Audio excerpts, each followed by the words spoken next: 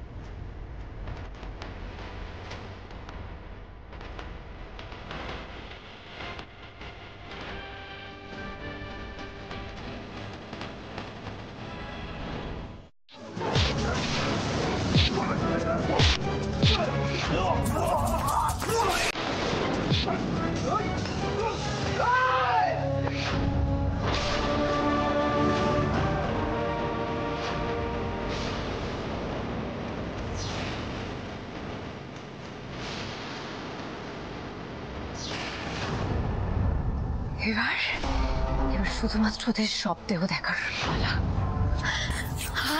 I just can't wait for the moment. আমি এখনই যাব। না, এখনই কি যাওয়াটা ঠিক হবে?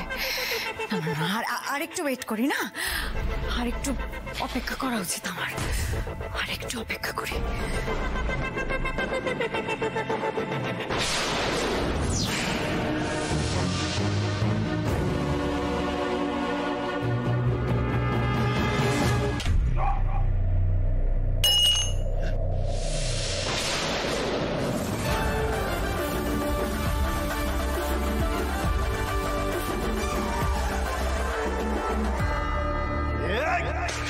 শ্যামলী, শ্যামলী!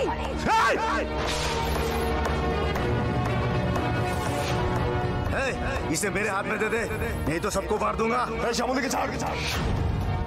এই তোমরা কি চাও বলো তো? কেন এরকম করছো আমাদের সঙ্গে? কি চাও তোমরা? कितनी बार बोलूं उसको चाहिए, नहीं तो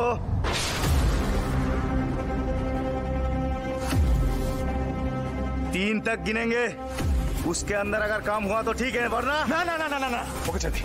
শ্যামলীকে ছাড়, আমি তোদের সাথে যাবো। চল। আরে मैं जाऊंगा, चल। না, তুই কোথাও যাবি না।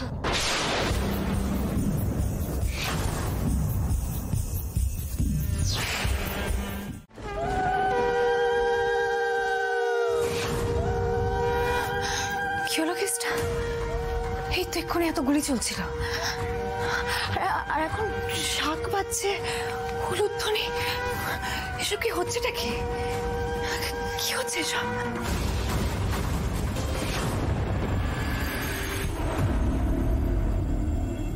এত টাইম লাগছে কেন? अभी भी कोई खबर नहीं मिला।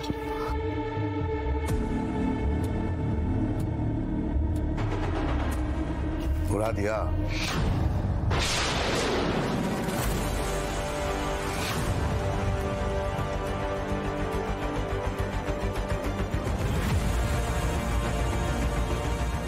रघु को भी उठा नहीं पाया, ऊपर से আমার লোকদেরও পুলিশ ধরে নিয়ে চলে গেল। কি নাম ওই লড়কির? समोली। अपनी कुर्सी की बेल्ट बांध लीजिए, अब अन्ना भाई खुद माथे नाप पे। रघु भी मेरे पास होगा और वो समोली मल्लिक और पूरा फैमिली खत्म।